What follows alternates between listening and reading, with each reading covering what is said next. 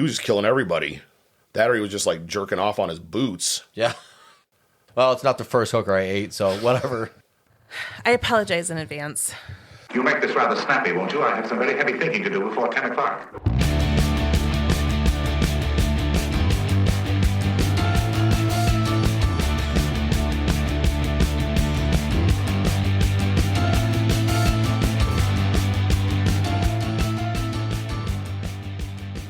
Welcome back, ladies and gentlemen. Today we are going to be talking about Canada's nicest killer. The nicest killer, where they got bags of milk.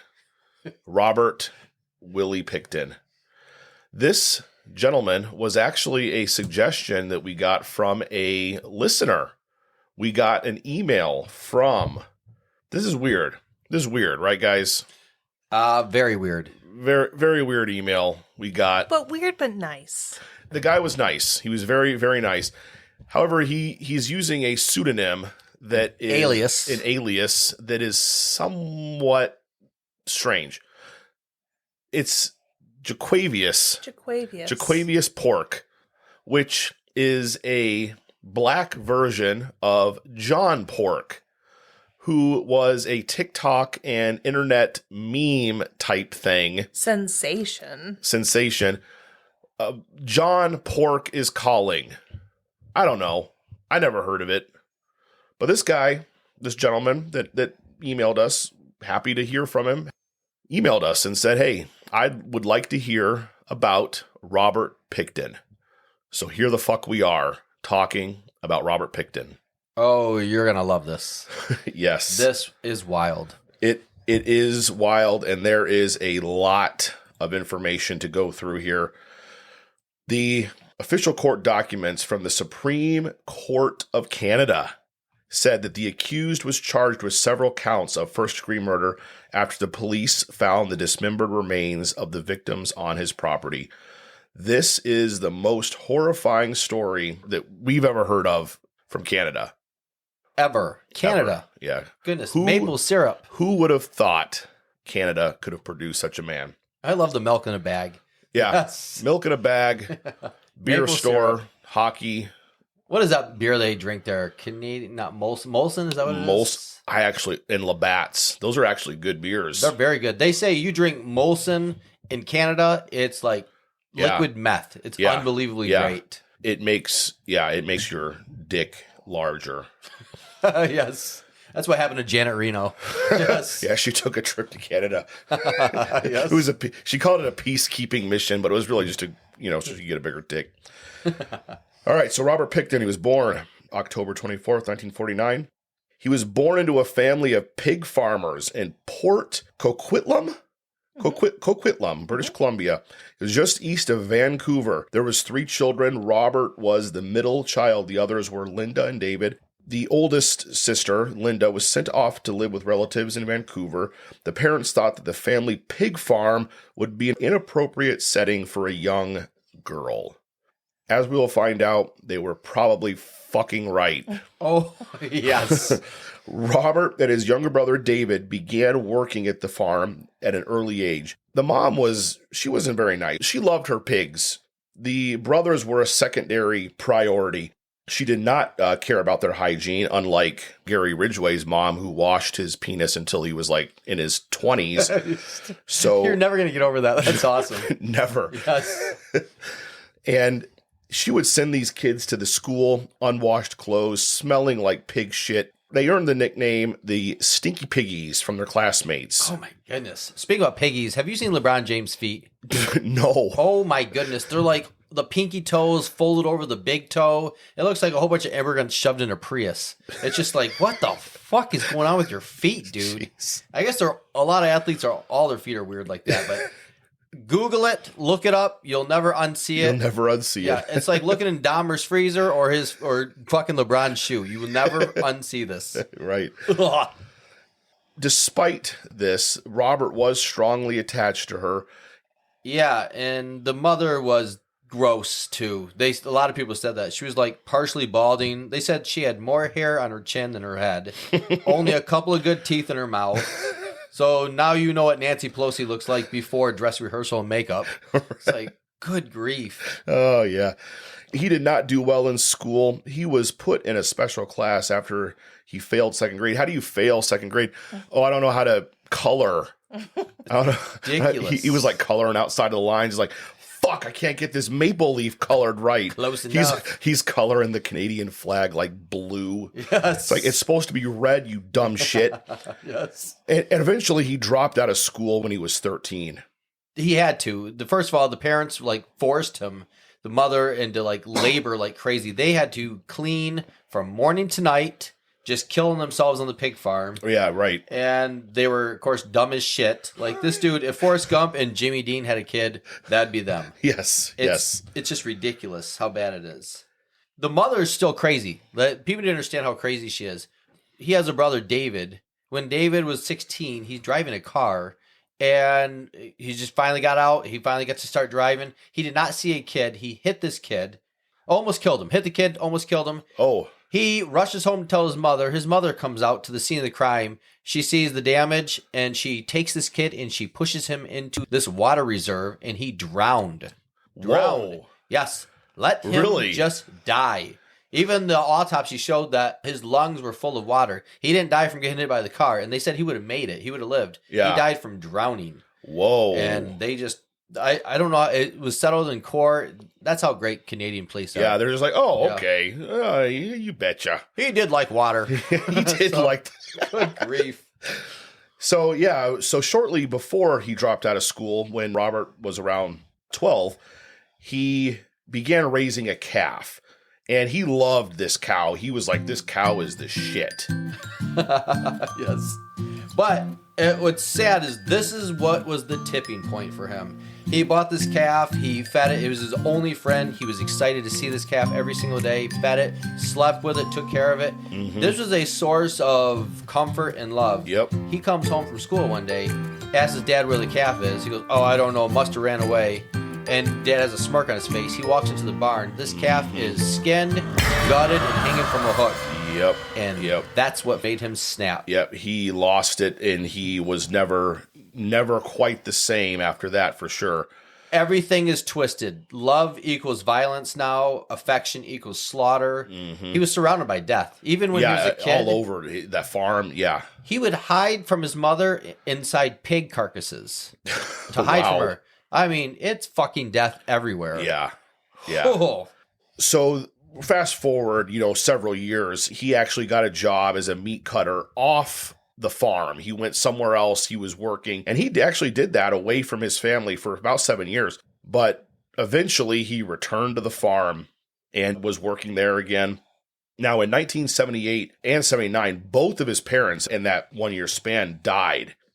The Picktons, Willie and David and Linda, they inherited the farm, and they sold off most of the land. They kept about 6.5 acres of the property for themselves, but they made 5.16 million Canadian off this sale, which, that's about $20 US. Yes. I guess. And it was around this time they started calling Robert Willie. His middle name was William. Willie was sort of a nickname for him. One of the workers at the farm, they described him as a pretty quiet guy, and he often presented bizarre behaviors. And yeah, he was just a weird dude. Oh, yeah, you would be weird if you had no real interaction with anybody. Except goodness. pigs. Besides your Chernobyl surviving mother and your fucking dead best friend cow, you would be off your rocker. Yeah, and the Pickton farm, it wasn't a clean place. This isn't like the farmer or whatever in Ireland on Babe the Pig, where all the animals are talking, having a good time. This place was a shithole. It was disheveled, dark. It would scare the living hell out of most people. Oh, yeah. Yeah.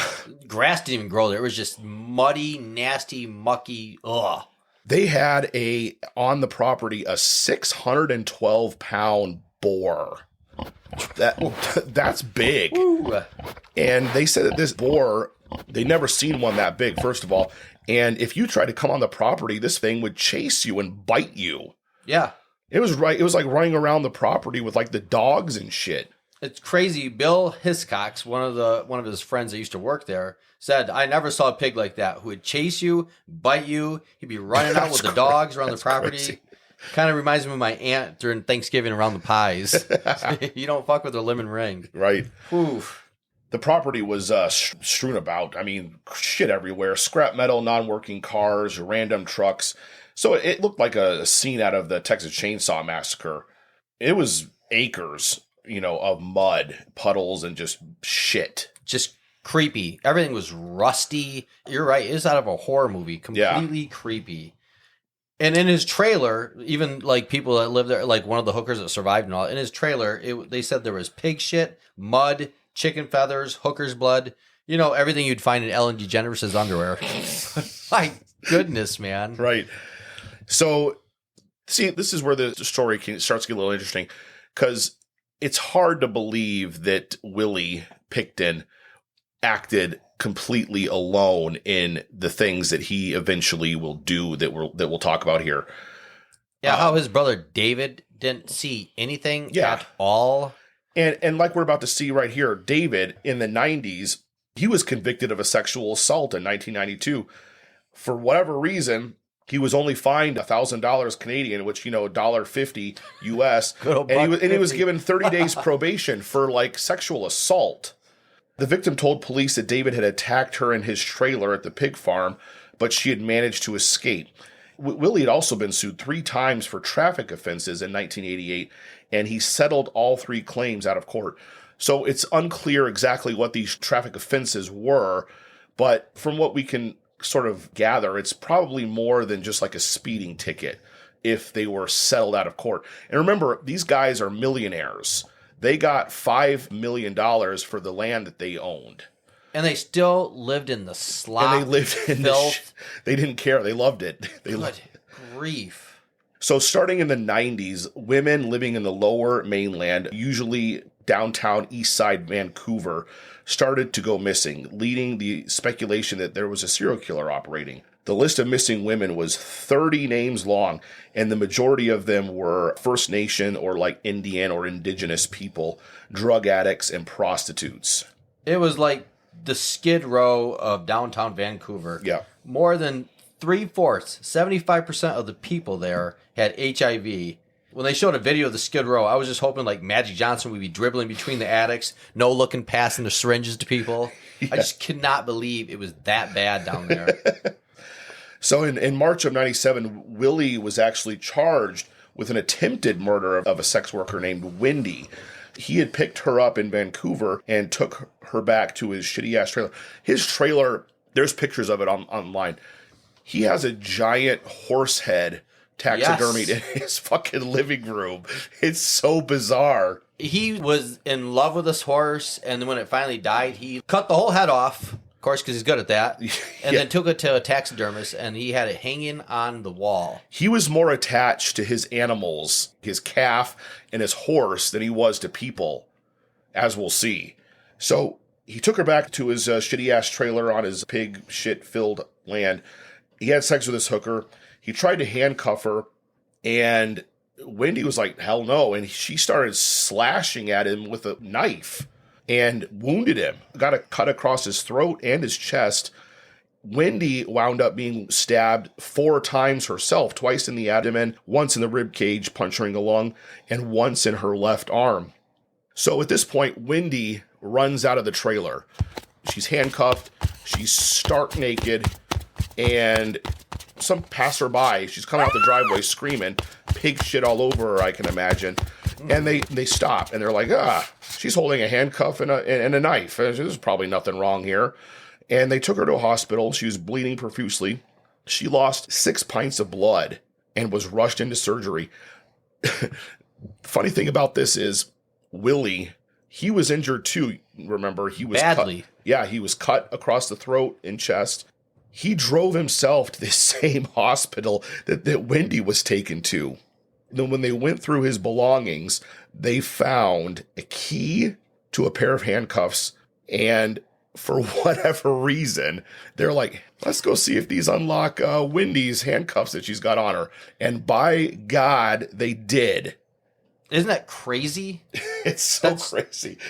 I love the fact that as they're in the trailer and they're stabbing each other, It probably looked like that dance scene from Beat It with Michael Jackson where the two gangsters tie wrists and they start acting like they're going to stab each other. So, yeah, you just mentioned she's running down the road, naked, bloody, one handcuff attached to her one hand. She's got a knife in her hand. Yep. And these fucking people, this is how shitty Vancouver is. This person probably looked like a regular passerby on her way to church. Yeah, she was, you need a ride to church, sweetie? Yeah. It's like, we got to just get in the back with the bag of milk. The fuck? Yeah.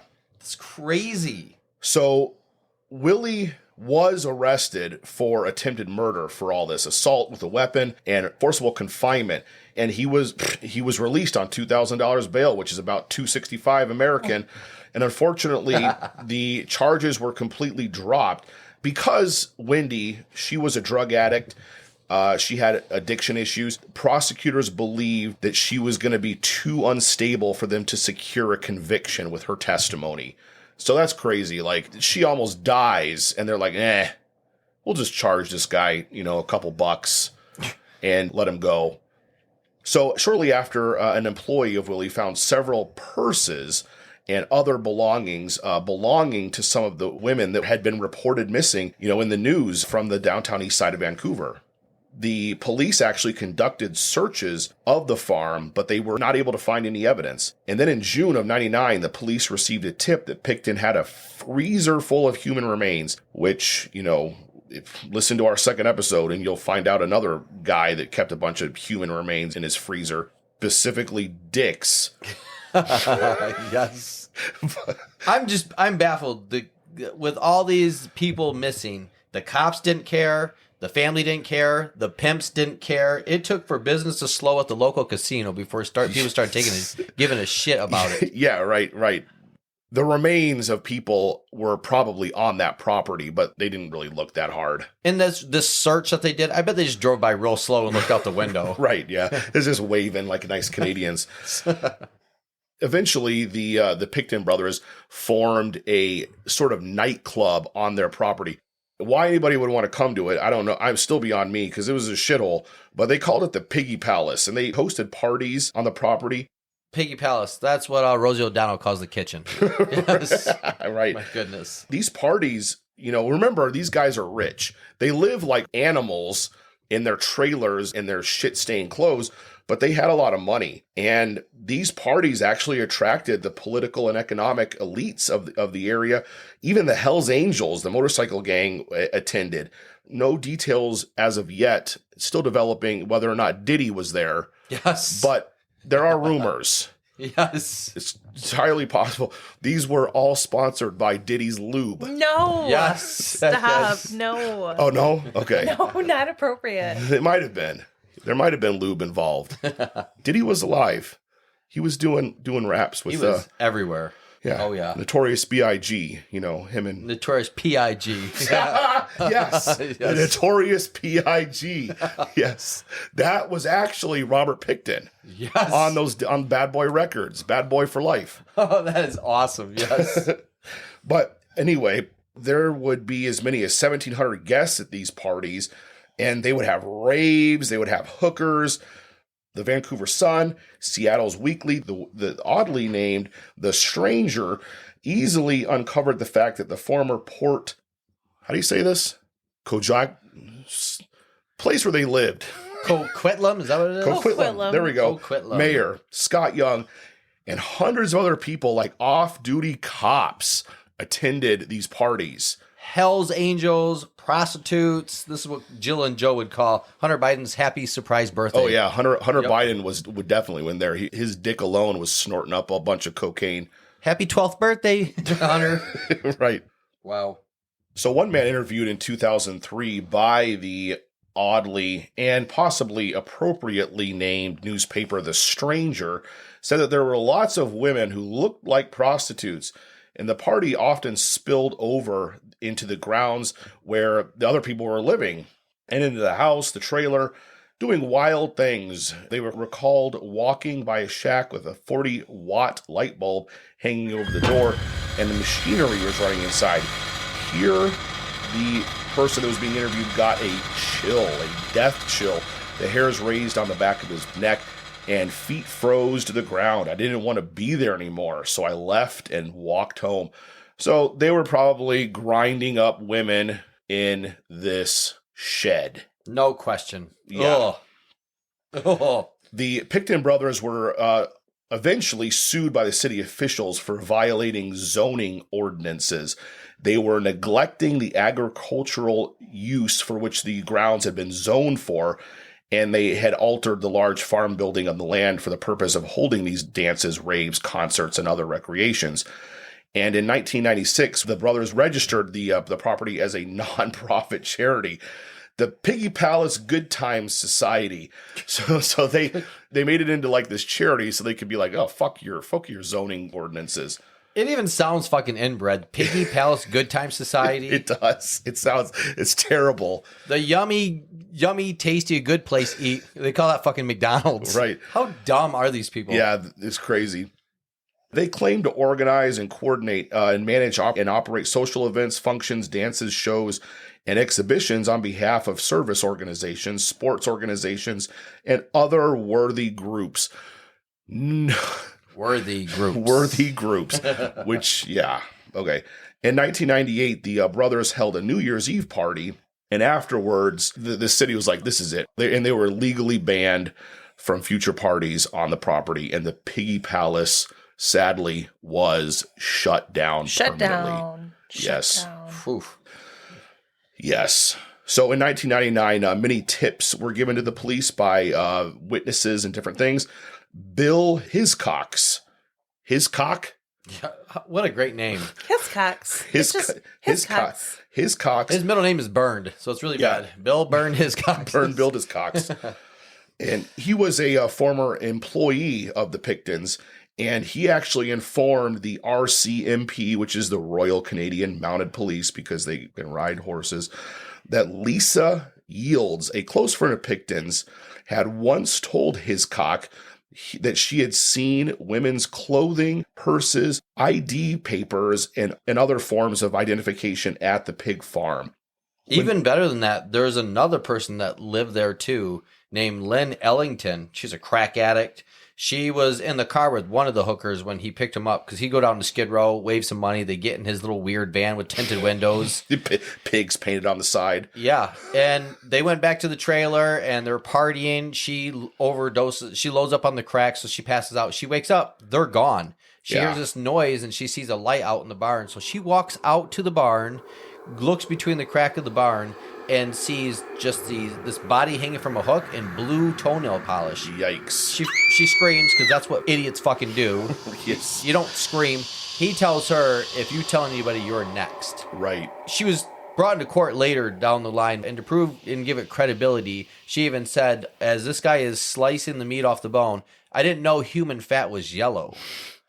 I was like, yeah. So it's just like, whoa. Yeah. Wow. So she went out to the cops before that when they talked to her, and she wanted to keep her peace because she's living there rent free and she gets all the crack she wants. Yeah. So it's a win-win. Win-win. Yeah. I'm shocked Rick James wasn't there too. Yeah. And Diddy. Yeah. And Diddy.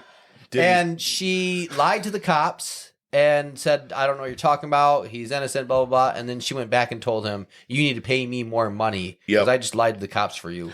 Remember, Yields told all this information to Hiscock, and Hiscock eventually went and told the police. So when the police came to question Yields, she was completely uncooperative with them. In 2002, the police did finally, again, execute a search warrant under the guise of illegal firearms that the Pickton brothers owned at their property. That's what sent them over the edge. Yeah. Not there might be missing people and we got proof of purses and all this. No, it's illegal firearms. Yeah. Wow. So after this search, both of the Pickton brothers were arrested after they obtained a second warrant with evidence that they had found while searching that first warrant. This all became part of the British Columbia missing women's investigation.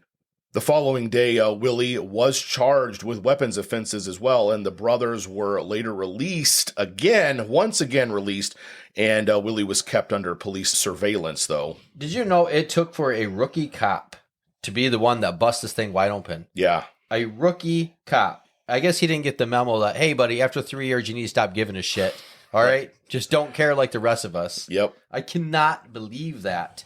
And before getting busted, the RCMP asked Willie and David if they could investigate the farm. They drove right up on this farm, and they told the cops they were too busy and you should come back some other time. Yeah. Come back during the rainy season. We're way too busy working right now. Right. And the cops obliged. Yeah, they're like, okay. They were literally like, okay, buddy. Willie and David were like, I got a dead hooker stuck in the wood chipper and a new episode of Duck Dynasty coming on pretty soon. We don't have time. Sorry, guys. Right.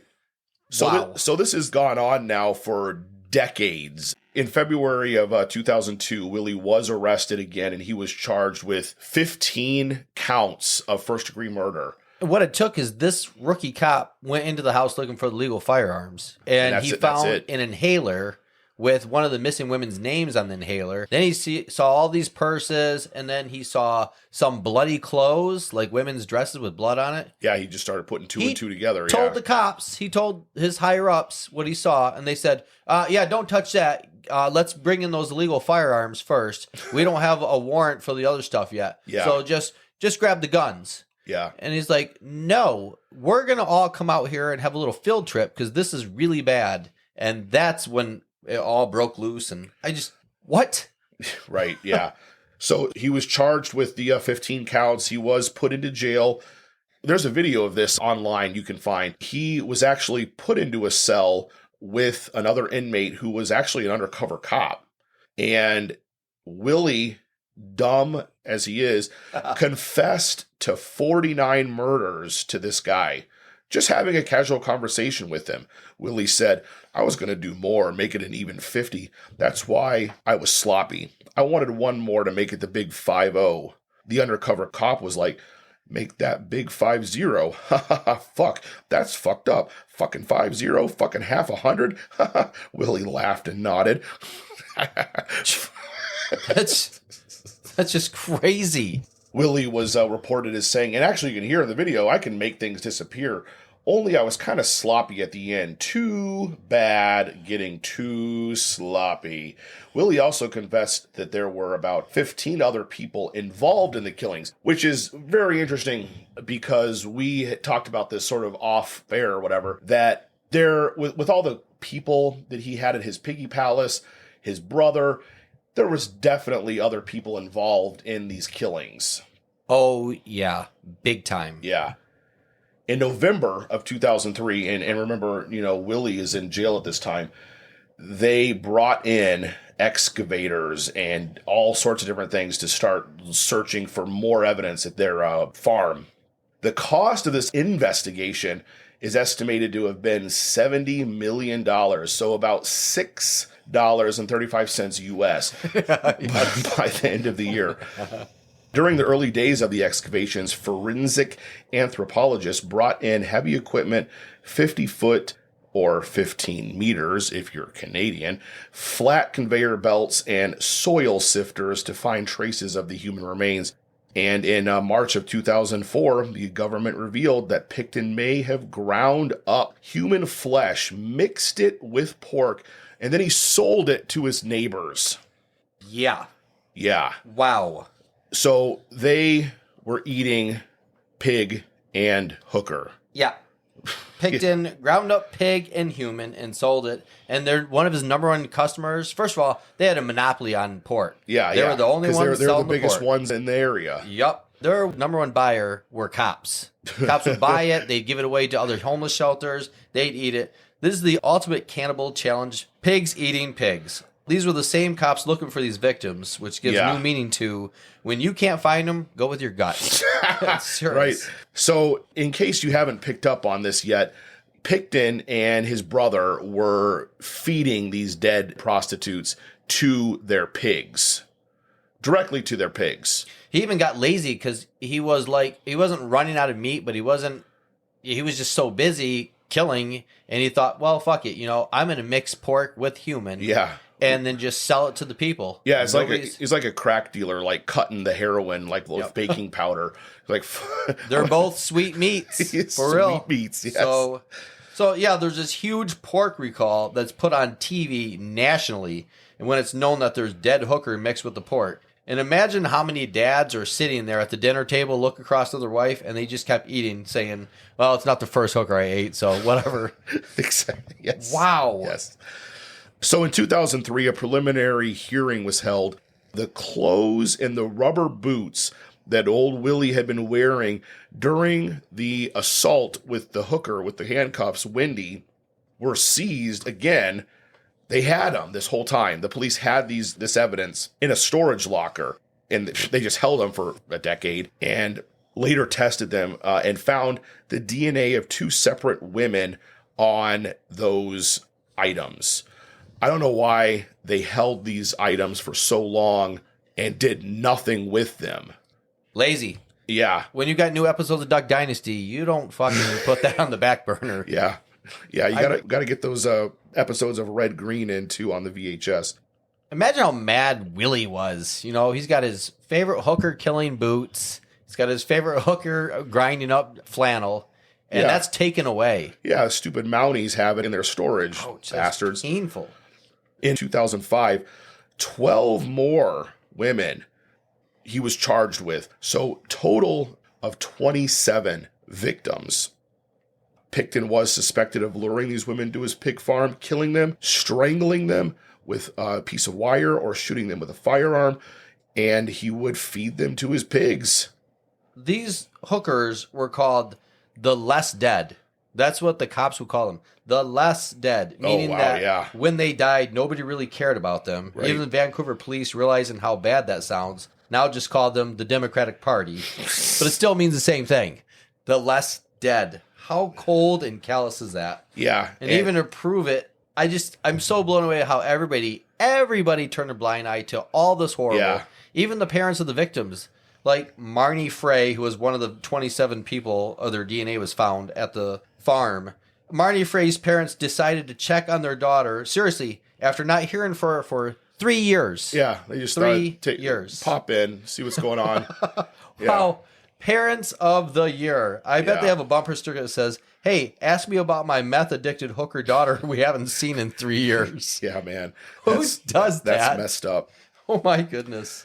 So he had a very bizarre method of disposing of his victims. It was hard to convict him because of this. They would find skulls cut in half, stuffed with human hands and feet.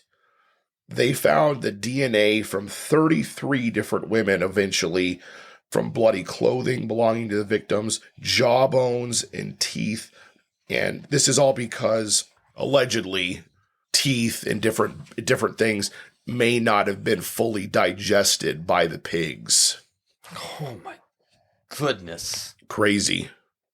Pickton's MO at the start was choking. He loved choking. And then towards the end, he got lazy and just wanted to shoot them in the head. But choking was a big thing. Now, Pickton was slow, and they blamed it on when he was in the womb, the umbilical cord was wrapped around his neck. Yeah, so right. You see, even in the womb, he was into choking. Right from the start. Right from the start. Good grief.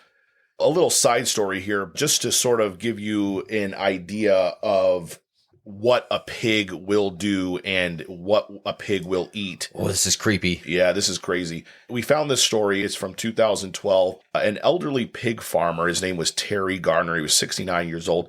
He's actually from Oregon. So, God bless the USA. And he was eaten by his pigs on his estate. The man's dentures were found alongside the pigs, along with a very small amount of pieces of his body. No one could determine if the man had a medical emergency or a heart attack and fell, or if the pigs had attacked him. Either way, they ate his ass. All of it. They don't mess around. Yeah. The likelihood that Willie fed the victims to his pigs is highly likely. It's crazy how these serial killers get off on their accomplishments. After Robert confessed to the undercover cop in his jail cell, right when that undercover cop left the cell, Robert pulled down his old skivvies and started just going to town on himself because he was just so aroused just even talking about it.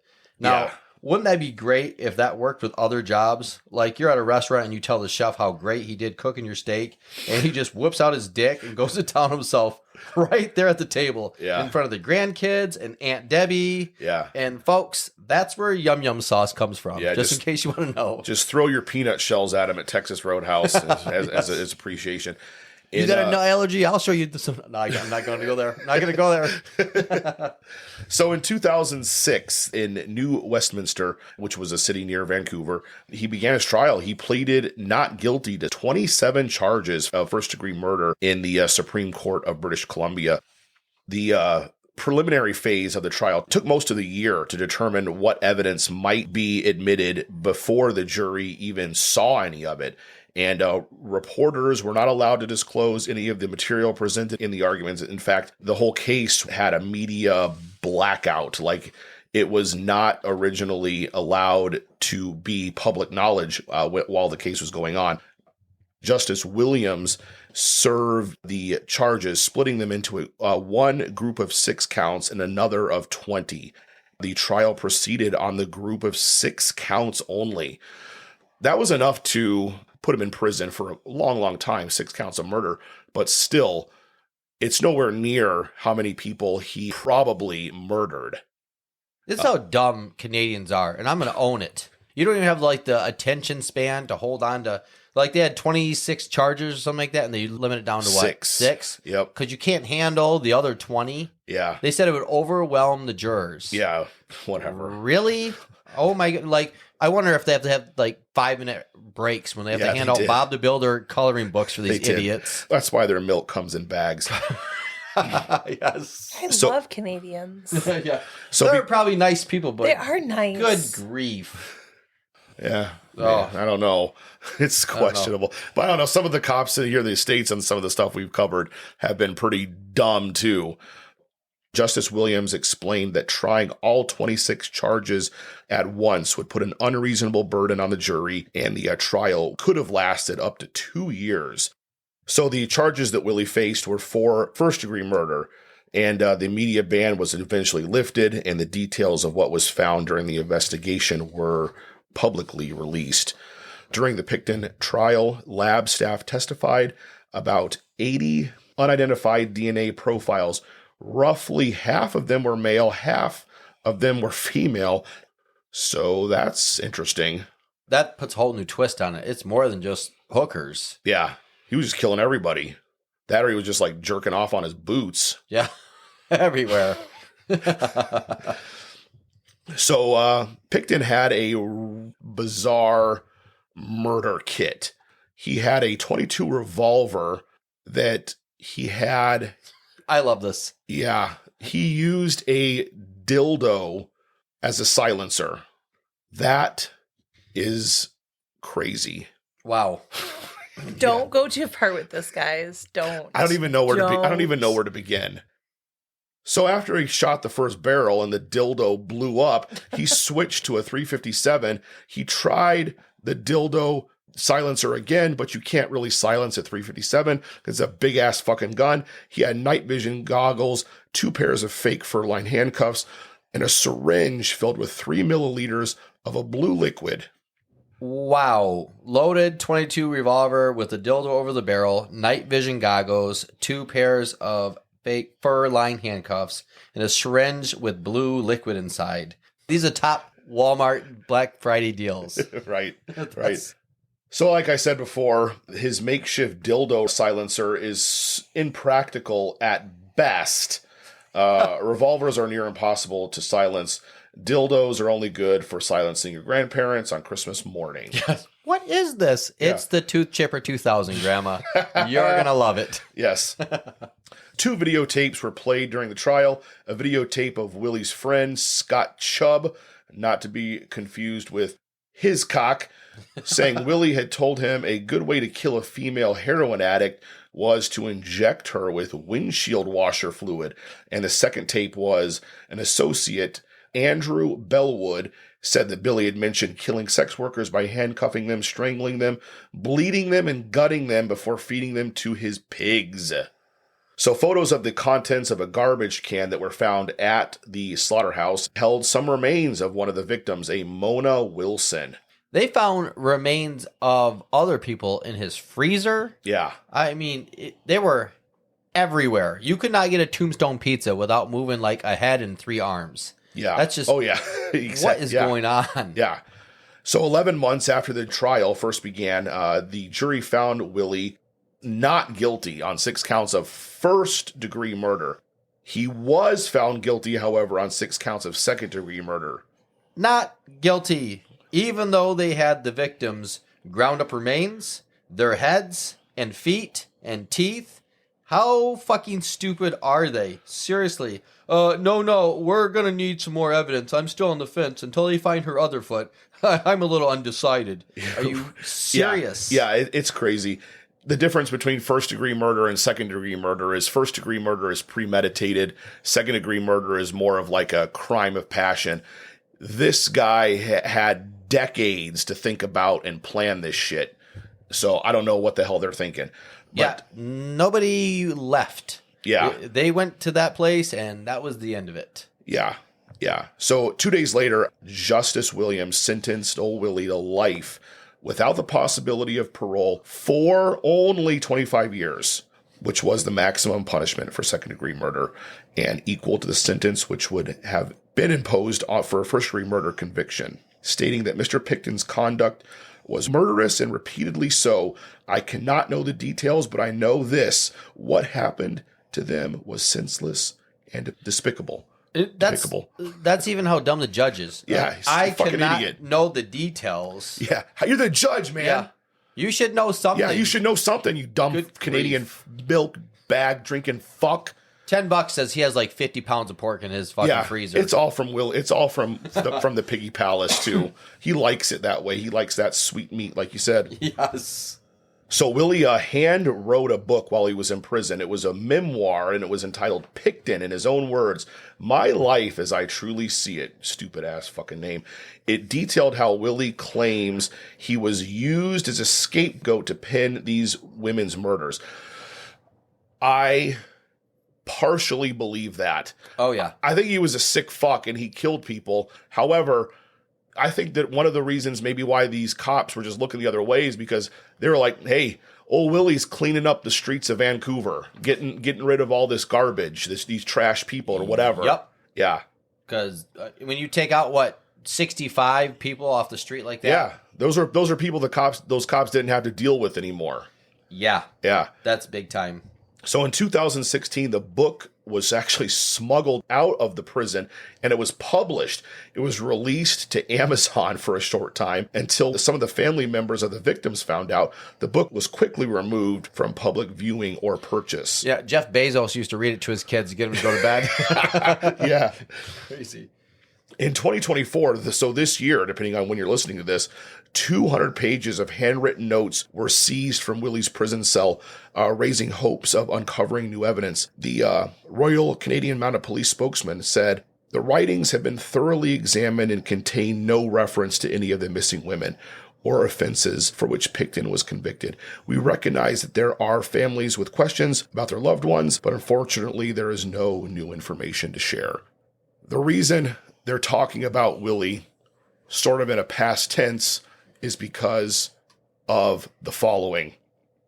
Martin Charest. In 2022, Martin was serving time at the same institution as Willie. It was a maximum security penitentiary. That's hard to say. It is. Outside, it was near Quebec. And he was charged with 12 counts of uttering threats to cause bodily harm or the death of a person. So this guy hadn't really done anything other than talk shit. Yes. And he was on a 36-month prison term. So, a couple of years, right? 3 years and some change. He's like the Tony Hinchcliffe of the prison. Yeah. You just talk shit to people. Yeah. Yeah, sounds like you guys as well. Yeah. So it was really like a year and a half U.S. Yeah, exactly. So in May of 2024, Willie was attacked by Martin. It was what the correctional officials called a major assault. He was a 51-year-old guy, stabbed him in the head with a broken broom-like handle. What makes a guy that had just uttered some crazy-ass threats, kind of violent, serving a 3-year prison term, how do you make a guy like that murder? I'll tell you, there's no question Willie was killed right before his parole hearing. Yeah. Because he said he was going to leak all the names so fast it would make Diddy take notes. Yeah. He was already trying to write a book. Maybe he ran out of crayons. This is why it wasn't finished. Yeah, exactly. This seems deliberate. It seems like it was planned, and it doesn't completely add up. It was probably an Epstein-like situation. Oh yeah, where they had to keep this guy quiet, so they had to off him. Lots of elites going to that Piggy Palace party. Lots of them. And let's say they had people, because they found men DNA too. Yeah. Let's say they had people they wanted gone too. Yeah, maybe a good way to get rid of them. Send them to the Pickton farm and have the evidence disappear. There was a young cop, not the rookie cop, but a young cop named Loimer Shinher, which is kind of weird because he's transitioning to a woman and his last name is she and her. Just kind of weird. Anyway, when the whole thing started way back in the early 90s, this cop was like, there's a serial killer taking out these hookers. Yeah. And all the other cops laughed. They said that he had a crazy imagination, and they just laughed it off. And then they started realizing, oh, crap, a lot of people are missing, and mostly indigenous women. Mm-hmm. This same cop said there's no way he acted alone, and his brother is a definite part of it. How did David not know? There were dead body parts everywhere. Everywhere, yeah. He's the Blood, kind of guts, yes. Yeah. Teeth everywhere. Yep. He's the kind of idiot where you would have to hide his Easter basket on his lap or he'd never find it. Right. He was incomplete. And you'd still have to play that hot cold game with him. Yeah. Oh my goodness. Yeah. I just cannot believe. Find the severed head. Yes. David. It's the part that your uncle likes to lick first. That's where the basket is. Nope. That's your butt. The other one. There it is. Right. What an idiot. So 74 years old, Willie was put on life support and a medically induced coma, and he died 12 days later, May of 2024. So not really that long ago due to this guy, Martin. This whole case is referred to by the Canadian government as a complete national disgrace. One of the former mayors, Philip Owen, said that the fact that Robert Pickton's victims were poor, drug-addicted sex workers from Vancouver blighted the downtown east side, contributed to the slow police response. The cops just didn't give a shit. They were the less dead. Yeah, exactly. Yep. Mayor Owen said that the case was a disaster. It was badly handled, badly managed, and an embarrassment right across the country. Mr. Owen suggested that police should have been able to catch Willie as early as 1998. In 1997, Willie had already been accused of attempting to kill a sex worker at his property. Although the charges in the case were never brought to trial, they were dismissed. And people in the Vancouver downtown east side have been raising alarms about missing women in their neighborhoods for a long time. In 1999, those concerns had escalated, and family members of the missing women were calling for the police task force with a $100,000 reward, about $1.25 US. And Mr. Owen insisted his main concern was ensuring the city wasn't on the hook for this reward. Yeah. So the mayor was like, hold the fuck on, downtown east side. Yeah, I love these guys. They're human beings. They're great people, blah, blah, blah. Well, it's going to cost you $100,000 a hooker. Fuck that. Hold on. Turn back on the meat grinders. Right. Oh, my goodness. In the end, though, the city of Vancouver did put up $30,000, which was, again, about 35 cents US. The British Columbia government did contribute another $70,000, which is like, $550 US. It's still $100,000 for a life. Yeah. They can literally put that small of amount on a life. There are travel trailers that we can buy right now that are a lot more expensive than that. Yeah. And they just cheapskated their way. They did. I cannot believe they weren't just sued to the hilt for this. So overall, when it was all said and done, at least 65 women had disappeared. They were probably victims of Willie's. Even after the largest investigation in the Canadian serial killer history, no one is certain who or when his first murder victim was. Diane was a young Canadian woman who had disappeared in 1995. and is the earliest victim that the police were able to connect to Willie. The authorities didn't have enough evidence to ever bring the pig farmer killer to trial for her murder. She was 5'2" and 100 pounds, a drug user, a partier, and presumably a prostitute. 5'2", 100 pounds. I think I weighed that at like 3. Diana's DNA was found at several locations throughout Willie's farms, but no remains were ever found. So as of 2024, we, the Listen Before We Get Canceled team, have not made the trip out to this property. It is fenced off. The buildings on the property, except for a small barn, have been demolished. Forensic analysis proved difficult over the years because the bodies may have been left to decompose, eaten by pigs, insects, whatever. And since Willie's death, there has been an application to destroy all the remaining evidence.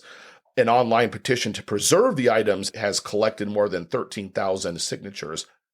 Now, why would they want to destroy the evidence? Yep. That's interesting.